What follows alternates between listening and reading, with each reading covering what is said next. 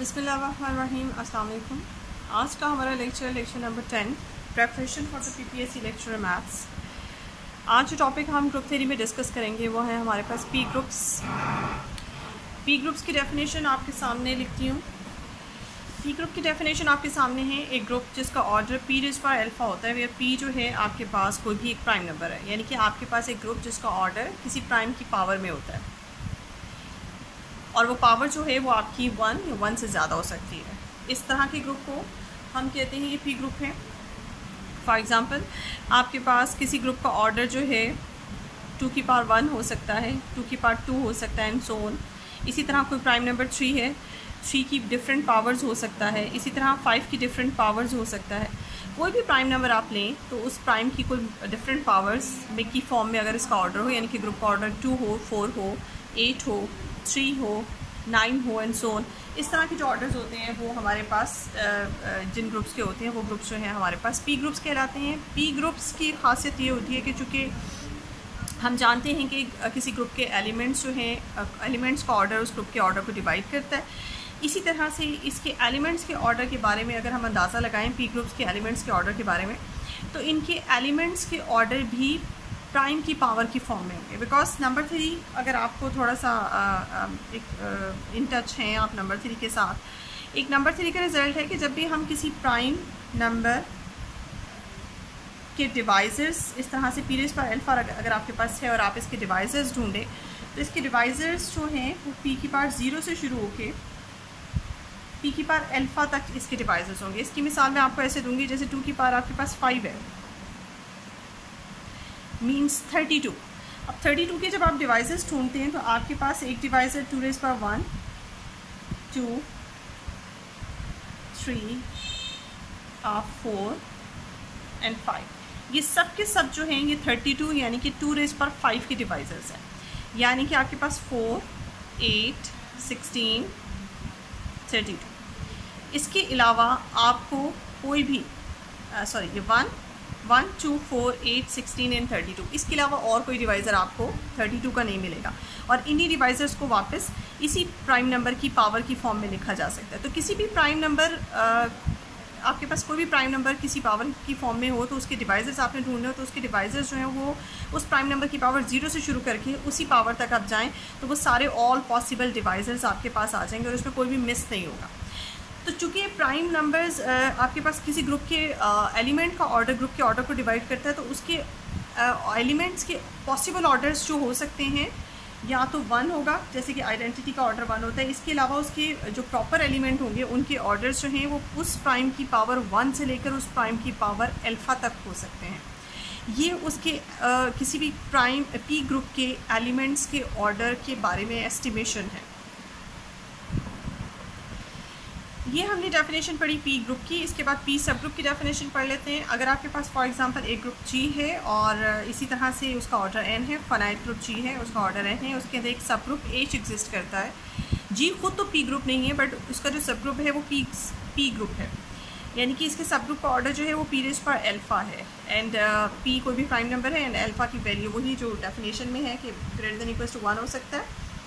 अब ये जी का सब ग्रुप है और सब ग्रुप होने की हैसियत से और इटसेल्फ ही एक प्राइम ग्रुप भी है, तो ये एक ये आपके पास एक पी सब ग्रुप बन गया।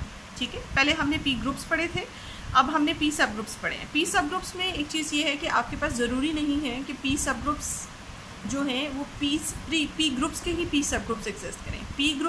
पी सब ग्रुप्स जो हैं वो सिंपल ग्रुप के अंदर भी आपके पास हो सकते हैं, यानी कि जी खुद पी ग्रुप नहीं है लेकिन आप उसमें पी सब ग्रुप्स फाइंड आउट कर सकते हैं। इसकी मिसाल मैं आपको ऐसे दूंगी, जैसे फॉर एग्जांपल आपके पास एक ग्रुप है जी, उसका ऑर्डर 20 है। ये ग्रुप जो है ये पी ग्रुप नहीं है बट इसके ऑर्डर के प्राइम डिवाइसेस अगर आप फाइंड आउट करें तो इसके ऑर्डर के प्राइम डिवाइसेस एक आपके पास 2 है और एक आपके पास 5 है। ये दोनों के दोनों जो हैं ये आपके 20 को डिवाइड करते हैं। तो आप इसमें एक सब ग्रुप फाइंड कर सकते हैं फॉर एग्ज़ाम्पल जिसका ऑर्डर 2 की कोई पावर हो, फॉर एग्ज़ाम्पल 2 रेज़ पर 2 हो। ये आपके पास एक पी सब ग्रुप है क्योंकि पी यहाँ पे आपके पास इस वक्त पी आपके पास 2 है, तो आपके पास एक पी सब ग्रुप यानी कि 2 सब ग्रुप आपको मिल गया जिसका ऑर्डर जो है वो आपके पास 4 है। 4 20 को डिवाइड भी कर रहा है और इसके अलावा ये आपके पास पी ग्रुप भी है। इसी तरह से आपको एक और सब ग्रुप मिल सकता है के, जिसका ऑर्डर जो है वो 5 रेज़्ड पावर फॉर एग्जांपल 1 है। तो ये आपके पास पी सब ग्रुप, इस वक्त इस केस में आपके पास 5 सब ग्रुप है। के जो है वो आपके पास पी की फॉर्म में 5 सब ग्रुप है। पी सब ग्रुप मीन 5 सब ग्रुप, और ये 2 सब ग्रुप है। तो आपके पास कोई भी ग्रुप खुद जो है वो पी सब ग्रुप पी ग्रुप नहीं है, लेकिन फिर भी हमें उसके अंदर पी सब ग्रुप्स मिल सकते हैं। तो ये एक एग्जांपल होगी इसकी पी सब ग्रुप्स की। इसके बाद हम आते हैं सीलो पी सब ग्रुप्स की तरफ। पहले हमने पी ग्रुप्स पढ़े, फिर हमने पी सब ग्रुप्स पढ़े, इसके बाद हम सीलो पी सब ग्रुप्स की तरफ आते हैं। सीलो पी सब ग्रुप्स कौन से सब ग्रुप्स होते हैं? ये पी सब ग्रुप्स ही होते हैं, लेकिन एक एडिशनल प्रॉपर्टी इनके अंदर अगर आ जाए तो फिर इन्हें हम सीलो पी सब ग्रुप्स कहते हैं।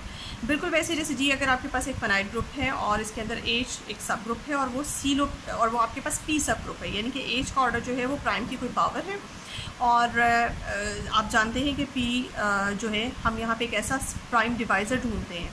पी जो होता है एक ऐसा नंबर होता है, एक ऐसा प्राइम नंबर होता है जिसका ताल्लुक ग्रुप के ऑर्डर के साथ ये होता है कि ग्रुप के ऑर्डर का सुपर ग्रुप के ऑर्डर का डिवाइज़र होता है। ठीक है, ये कंडीशन जो है प्राइम सब ग्रुप में, जब भी मैंने आपको पी सब ग्रुप बताए इससे पहले, पी सब ग्रुप में भी ये कंडीशन होती है कि आपने पहले ग्रुप के अंदर ऐसे ग्रुप के ऑर्डर के प्राइम डिवाइज़र्स निकालने होते हैं। जैसे मैंने ग्रुप 20 ऑर्डर 20 का एक ग्रुप देखा, उसके प्राइम डिवाइज़र्स फाइंड आउट किए और फिर जस्ट 2 और 5, और फिर उस 2 के सीलो 2 फिर उस 2 की रिस्पेक्ट से आपने एक पी सब ग्रुप बनाया और फिर 5 की रिस्पेक्ट से एक पी सब ग्रुप बनाया। तो सबसे पहला काम ये होता है कि आपने उस ग्रुप के ऑर्डर के प्राइम डिवाइज़र्स ढूंढने होते हैं। तो ये जो प्राइम आपने सेलेक्ट करना है वो ऐसा नंबर होगा जो कि ग्रुप के ऑर्डर को डिवाइड करेगा। फिर आपने उस पी की रिस्पेक्ट से चेक किया कि अगर इसके अंदर एक सब ग्रुप एग्जिस्ट करता है जिसका ऑर्डर वही प्राइम की पावर है, तो वो उसका पी सब ग्रुप हो गया। अब यही पी सब ग्रुप जो है वो सीलो पी सब ग्रुप हो जाएगा अगर ये वाली कंडीशन एडिशनल लग जाए। ये वाली कंडीशन आपके सामने है। ये कंडीशन क्या है कि जैसे कि हम जानते हैं सब ग्रुप का ऑर्डर सुपर ग्रुप के ऑर्डर को डिवाइड तो करता है, लेकिन एक एक्स्ट्रा कंडीशन ये वाली साथ लग जाए कि पी की power alpha is the order of the sub group. P की ये पावर तो जी को डिवाइड कर रही है, लेकिन एक उसमें अगर इजाफा कर दिया जाए उस प्राइम नंबर की पावर में तो वो ग्रुप के ऑर्डर को डिवाइड नहीं करेगी। ये चीज़ कंफर्म हो जाए तो फिर ये पी सब ग्रुप जो है आपका सीलो पी सब ग्रुप बन जाएगा। इसकी मिसाल इस तरह से, अगेन सेम वही वाली एग्जांपल, एक ग्रुप है जिसका ऑर्डर 20 है, इसके 2 प्राइम डिवाइज़र्स आपने निकाले, एक प्राइम डिवाइज़र आपने 2 निकाला, एक प्राइम डिवाइज़र आपने 5 निकाला। अगर इसके अंदर एक सब ग्रुप आपका एच एग्जिस्ट करता है जिसका ऑर्डर 2 रेज़ पावर 2 है फॉर एग्ज़ाम्पल, तो आप यहाँ से देख सकते हैं कि 2 रेज़ पावर 2 जो है ये बनता है आपके पास 4, और 4 जो है वो 20 को डिवाइड करता है, but 2 rays power 2 + 1 that becomes 8, and 8 जो है वो 20 को डिवाइड नहीं करता।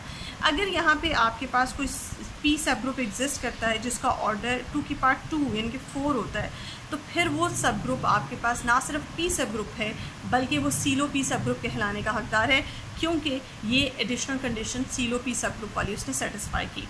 ठीक है, अगर सिर्फ यही बात होती तो फिर ये सीलो पी, ये सिर्फ सिंपल पी सब ग्रुप था यानी कि 2 सब ग्रुप था, और अगर ये एडिशनल कंडीशन ये वाली सेटिस्फाई कर दे तो फिर ये सीलो 2 सब ग्रुप बन गया है। तो ये आपके पास है जी सीलो 2 सब ग्रुप। इसी तरह से आप सीलो 5 सब ग्रुप फाइंड कर सकते हैं। अगर कोई के सब ग्रुप है और उसका ऑर्डर जो है 5 की पावर 1 है, एज़ यू नो 5 की पावर 1 जो है वो डिवाइड करता है 20 को, बट 5 की पावर 1 + 1 यानी कि 25 डज नॉट डिवाइड्स 20।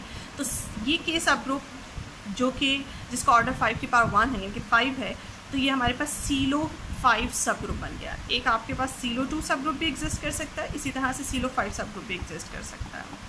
तो जब आपने चेक करना है कि किसी भी ग्रुप के अंदर कितने सीलो पी सब ग्रुप्स एग्जिस्ट करते हैं, तो आपने सबसे पहले उस ग्रुप के ऑर्डर के प्राइम डिवाइज़र्स निकालने हैं। हर प्राइम डिवाइज़र की रिस्पेक्ट से आप सीलो पी सब ग्रुप फाइंड कर सकते हैं।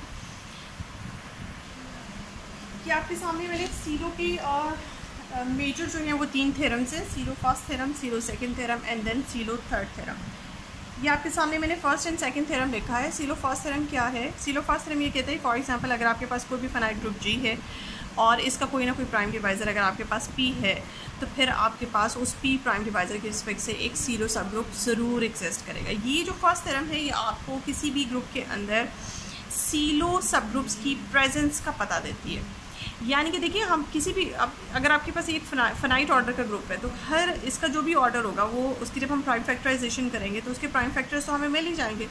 हर नंबर का प्राइम फैक्टर जो है वो एग्जिस्ट करता है, तो उसकी रिस्पेक्ट से जो भी प्राइम फैक्टर एग्जिस्ट करेगा उसकी रिस्पेक्ट से पॉसिबिलिटी है कि उसके अंदर आपको एक CLOP सब ग्रुप भी मिल जाए। ये जो फर्स्ट थ्योरम है ये एग्जिस्टेंस की श्योरिटी देता है कि किसी भी ग्रुप के, कोई भी ग्रुप हो, किसी भी ऑर्डर का हो, आप उसमें बड़े आराम से CLOP सब ग्रुप्स फाइंड आउट कर सकते हैं। दूसरा थ्योरम जो है सीलो सेकंड थ्योरम, ये आपको बताता है कि एनी टू CLOP सब groups are conjugate.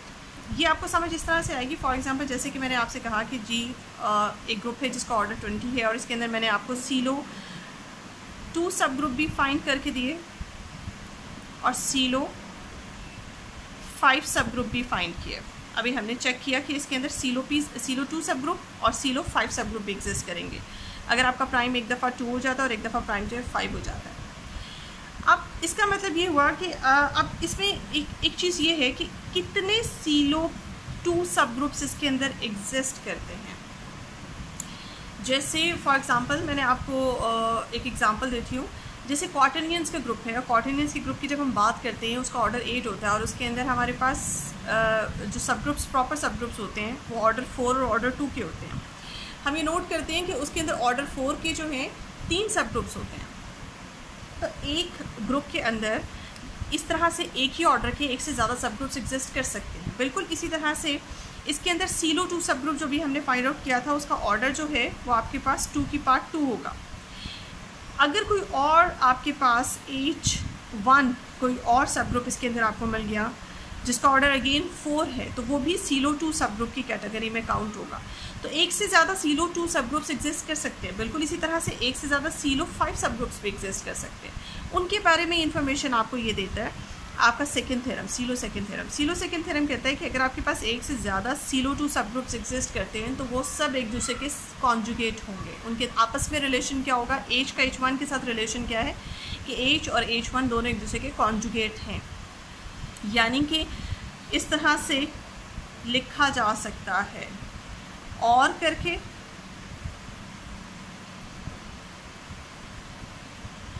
For any G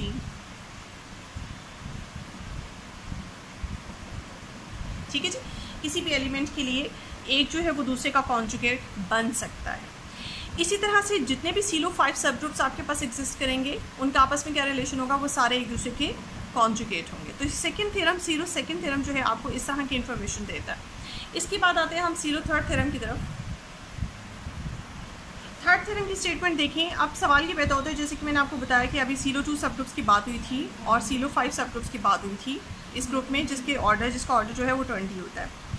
अब एक से ज़्यादा, जैसे मैंने कहा कि CLO2 सब ग्रुप्स एग्जिस्ट कर सकते हैं और एक से ज़्यादा CLO5 सब ग्रुप्स एग्जिस्ट कर सकते हैं। इसी तरह से हर ग्रुप के अंदर जितने भी प्राइम नंबर्स उसके डिवाइजर्स होंगे उनकी रिस्पेक्ट से CLO सब ग्रुप्स एग्जिस्ट कर सकते हैं और वो एक से ज़्यादा एग्जिस्ट कर सकते हैं। सीलो थर्ड थ्योरम आपको उनकी तादाद के बारे में कन्फर्मेशन देता है। फॉर एग्जांपल अगर आपके पास किसी भी ग्रुप का कोई ग्रुप है और उसका P जो है वो प्राइम डिवाइज़र है तो आपके पास CLOP सब ग्रुप एग्जिस्ट कर सकते हैं और फॉर एग्जांपल उनकी तादाद जो है वो K है। वो K तादाद फाइंड आउट करने का तरीका ये होता है कि वो K तादाद ऐसी होनी चाहिए that should be congruent to 1 modulo P। इस इक्वेशन को वो K नंबर जो है वो सेटिस्फाई करेगा। अगर आपने फाइंड करना है कि कितने CLO2 सब ग्रुप्स या कितने CLO5 सब ग्रुप्स एग्जिस्ट करते हैं तो वो जो तादाद है वो आप इस इक्वेशन से फाइंड आउट कर सकते हैं। और साथ में एक ये क्राइटेरिया, ये दो क्राइटेरिया हैं जो उसको सेटिस्फाई करना है और दोनों क्राइटेरिया को सेटिस्फाई करने के बाद आप एग्जैक्ट तादाद फाइंड कर सकते हैं। यानी कि उस तादाद को 1 मॉडुलो P के साथ कॉन्ग्रुएंट भी होना चाहिए एंड वो तादाद जो है आपके ओरिजिनल जो सुपर ग्रुप की बात हो रही है, जैसे G20 की बात हो रही थी, आपके पास G एक ग्रुप है जिसका ऑर्डर 20 है, वो तादाद जो है वो 20 को भी डिवाइड करना चाहिए। यानी कि उसको चाहिए कि वो सुपर ग्रुप के ऑर्डर को भी डिवाइड करें या वो सुपर ग्रुप के ऑर्डर का एक फैक्टर होता है। बिल्कुल इस तरह से जिस तरह से ग्रुप के एलिमेंट्स का ऑर्डर सुपर ग्रुप के ऑर्डर को डिवाइड करता है, सब ग्रुप का ऑर्डर ग्रुप के ऑर्डर को डिवाइड करता है, बिल्कुल इसी तरह से CLOP सब ग्रुप की तादाद भी सुपर ग्रुप के ऑर्डर का फैक्टर होती है या उसको डिवाइड करती है। इसको एक एग्जाम्पल के ज़रिए समझा जा सकता है। एग्जाम्पल करने से पहले एक बहुत इंपॉर्टेंट रिजल्ट है जो कि आपका इस्तेमाल होना है। ये देखें, आपको कोई एक ग्रुप है और उसके अंदर आपके पास एक CLOP सब ग्रुप है। वो CLOP सब ग्रुप अगर आपके पास यूनिक है, जैसे कि हमने कहा कि CLO2 सब ग्रुप्स की बात हुई, CLO5 सब ग्रुप की बात हुई, आपके पास ग्रुप जिसका ऑर्डर 20 है उसके अंदर एक से ज़्यादा CLO5 और एक से ज़्यादा CLO2 सब ग्रुप्स एग्जिस्ट कर सकते हैं।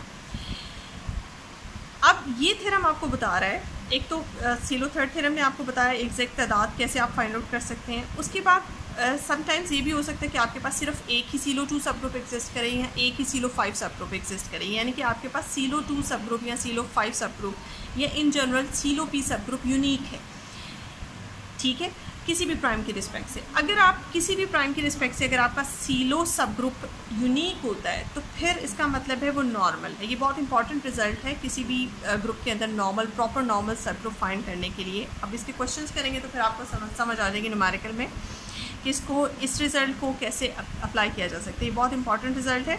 अगर आपने चेक करना हो कोई सब ग्रुप नॉर्मल है तो उसको बजाय इसके कि उसकी डेफिनेशन, नॉर्मल की डेफिनेशन अप्लाई करें, जो कि बहुत हार्ड एंड टफ काम है, आप इस तरीके से सीलो की तरीके से चलेंगे। अगर वो सीलो पी सब ग्रुप की हैसियत से यूनिक है तो फिर वो नॉर्मल सब ग्रुप होगा।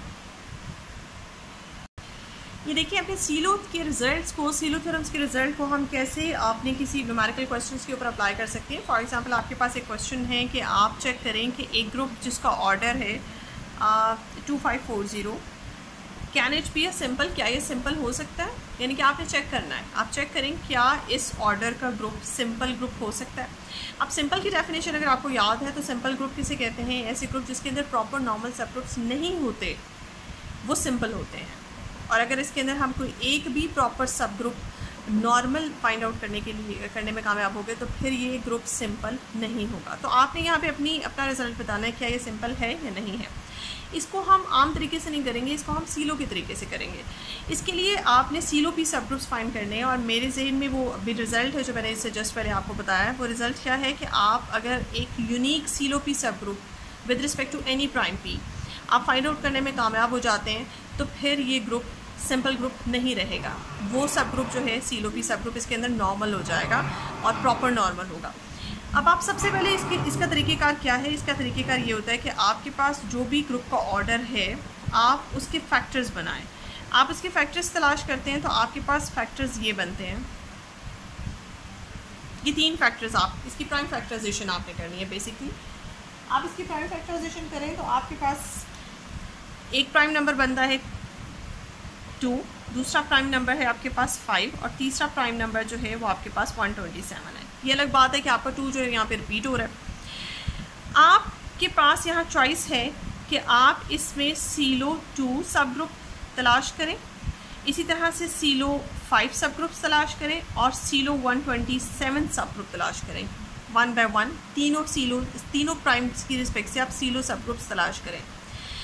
अगर आपके पास किसी भी एक प्राइम नंबर की रिस्पेक्ट से जो सीलो पी सब ग्रुप्स आपको मिलते हैं, अगर किसी एक प्राइम की रिस्पेक्ट से भी आपको यूनिक मिल गया तो फिर आप कहेंगे कि ये सिंपल ग्रुप नहीं है। और अगर आपको किसी की रिस्पेक्ट से प्रॉपर नॉर्मल सब ग्रुप नहीं मिलता तो फिर आप कहेंगे कि ये आपके पास जो है ये सिंपल है, ये आपके पास जो ग्रुप है जी ये सिंपल है, इसके अंदर कोई प्रॉपर नॉर्मल सब ग्रुप मौजूद नहीं है। इसका तरीक़ेकार ये है कि जैसे कि मैंने आपको सीलो थर्ड थ्योरम हम यहाँ पे अप्लाई करेंगे, क्योंकि यहाँ पे असल चीज़ ये है कि अगर आप P3 की रिस्पेक्ट से हम सबसे पहले चलते हैं, सबसे पहला प्राइम जो है वो हम P3 लेते हैं। मैं आपको बताती हूँ कि मैंने ये पहले क्यों लिया। आप प्राइम नंबर 2 की रिस्पेक्ट से भी चल सकते हैं, प्राइम नंबर 5 की रिस्पेक्ट से भी चल सकते हैं, 1 बाय 1 आपकी मर्ज़ी है। मैं इस वक्त जो चेक कर रही हूँ वो इसको प्राइम नंबर 127 की रिस्पेक्ट से चेक कर रही हूँ। तो मैं सीलो इस पर चेक करना चाहती हूँ कि सीलो 127 सब ग्रुप्स कितने एग्जिस्ट करते हैं, कितने हैं, उनकी तादाद क्या है। इसके लिए मैं क्या करूँगी, मैं सीलो थर्ड थ्योरम अप्लाई करूँगी। से देयर एग्जिस्ट के सीलो 127 सब ग्रुप्स, ठीक है। यहाँ सीलो 127 सब ग्रुप्स जो हैं वो के एग्जिस्ट करते हैं। अब according to the third theorem ये के तादाद ऐसी है जो कॉन्ग्रुएंट है 1 मॉडलो पी के साथ, और पी इस वक्त हमारा है 127। इसकी मुझे एग्जैक्ट के की वैल्यू तो नहीं पता, बट के की वैल्यू इस इक्वेशन से मैं फाइंड आउट करूँगी। दैट इज़ व्हाट कि K is congruent to 1 modulo 127। And secondly हमारा जो के है that should divide the order of the super group, super group के ऑर्डर को भी डिवाइड करना चाहिए। एक ये इक्वेशन है और एक ये क्राइटेरिया है। ये दोनों बातों को इकट्ठा जो नंबर सेटिस्फाई करेगा वो नंबर हमारा बताएगा कि इतनी तादाद है सीलो 127 सब ग्रुप्स की।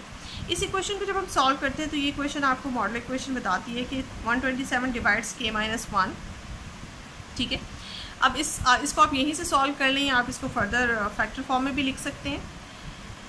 आप देखिए कि कौन सी वैल्यू यहाँ पे आपको सेटिस्फाई कर रही है। आप इसको ऐसे लिख लें k-1 is equals to 127 times t, because 127 divide करता है k-1 को, यानी कि k-1 can be written as the factor of 127 जो है इसका एक फैक्टर बन जाता है। और ये t यहाँ पे क्या है, t यहाँ पे कुछ भी हो सकता है। ज़हन में आता है कि t कोई भी इंटीजर हो सकता है, ठीक है। अब t की डिफरेंट वैल्यूज़ हो सकती हैं।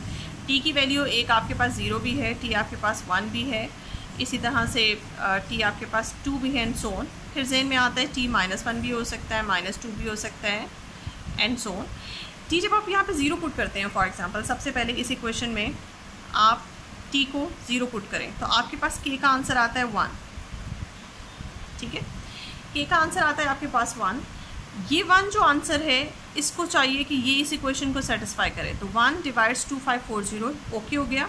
तो k की ये वैल्यू जो पहली वैल्यू आपके पास आई है k इज़ इक्वल्स टू 1, यानी कि आपके पास सीलो 127 सब ग्रुप्स की तादाद 1 है, ये ओके है। अब जहन में आता है कि आप 1 भी पुट करके देखें, आप 2 भी पुट करके देखें, आप 1, 2, 3 एंड सो ऑन जितने भी नंबर्स पुट करेंगे इनमें से कोई नंबर जो है, जो भी आपके पास आंसर्स आएंगे उनको सेकंड इस क्राइटेरिया को सेटिस्फाई भी करना है। फॉर एग्जांपल अगर आप इस पर 1 पुट करते हैं तो आपके पास आंसर आता है 128, और 128 जो है वो 2540 को डिवाइड नहीं करता। और onward t equals to 2 and so on, आगे जितने भी नंबर्स हैं वो जब भी आप यहाँ पे पुट करेंगे तो आपके ये वाला क्राइटेरिया सेटिस्फाई नहीं होगा। इसके बाद अगर आपके जहन में आता है कि t नेगेटिव इंटीजर भी हो सकता है, तो t नेगेटिव नहीं हो सकता, बिकॉज t को अगर मैं यहाँ पे -1 पुट करती हूँ तो मेरे पास आंसर आता है -126। k का आंसर यहाँ पे k तादाद को शो कर रहा है और तादाद कभी भी नेगेटिव नहीं होती है। दैट्स वाई हमारे यहाँ पे जो नेगेटिव t की पॉसिबिलिटी है वो ख़त्म हो जाती है, ठीक है जी। तो हम यहाँ पे सिर्फ पॉजिटिव t पुट करते हैं। तो हमने देखा कि यहाँ पे t की सिर्फ 0 वैल्यू जो है वो यहाँ पे हमें सेटिस्फाई करती है, और वहाँ से हमारे पास सीलोस 127 सब ग्रुप्स की तादाद निकलती है सिर्फ और सिर्फ 1। इसका मतलब है हमारे पास सीलो 127 सब ग्रुप्स कितने एग्जिस्ट करते हैं, ओनली 1। इसका मतलब है सीलो 127 सब ग्रुप जो है वो हमारे पास यूनिक है इस ग्रुप के अंदर। अब ये यूनिक सब ग्रुप जो है अकॉर्डिंग टू दैट रिज़ल्ट जो इससे पहले मैं आपको बता चुकी हूँ, अगर कोई सीलो सब ग्रुप आपके पास यूनिक है तो फिर वो नॉर्मल है। इसका मतलब है सीलो 127 सब ग्रुप जो है आपके पास यहाँ पे नॉर्मल है, और नॉर्मल प्रॉपर नॉर्मल है। बिकॉज क्यों कि अगर आप ये कहते हैं कि आपके पास फॉर एग्जांपल इस वक्त आप ये कहें H इज सीलो 127 सब ग्रुप, तो आप इसका ऑर्डर क्या बनाएंगे? इसका ऑर्डर जो है वो 127 ही निकलेगा, बिकॉज 127 जो है आपका 2540 को डिवाइड करता है, बट 127 की पावर 2 जो है वो 2540 को डिवाइड नहीं करती। आप बेशक इसे चेक कर सकते हैं कैलकुलेटर से। तो इसका जो ऑर्डर बनता है वो 127 बनता है, ठीक है। तो ये सीलो 127 सब ग्रुप है, ठीक है। आपको अब सीलो 5 चेक करने की ज़रूरत नहीं है, सीलो 2 चेक करने की ज़रूरत नहीं है। क्यों ज़रूरत नहीं है? क्योंकि मुझे कम से कम एक प्रॉपर नॉर्मल सब ग्रुप चाहिए था, क्योंकि मेरा असल क्वेश्चन जो है वो ये नहीं है कि आप इसमें से सीलो सब ग्रुप फाइंड आउट करें। असल क्वेश्चन ये है कि उस ग्रुप को चेक करना है कि आया वो सिंपल है कि नहीं है, और सिंपल वो नहीं होता अगर उसमें एक आपको प्रॉपर नॉर्मल सब ग्रुप कोई एक भी मिल जाता है तो वो सिंपल नहीं रहता। तो मुझे एक मिल गया इसके अंदर 127 सब ग्रुप प्रॉपर नॉर्मल, जिसकी वजह से ये प्रूव हो गया कि ये ग्रुप सिंपल नहीं है। अब इसमें मैंने आपको सबसे पहले, क्योंकि मैं सीलो 5 को भी चेक कर सकती थी, मैं सीलो 2 को भी चेक कर सकती थी, लेकिन मैंने इंतखाब किया सीलो 127।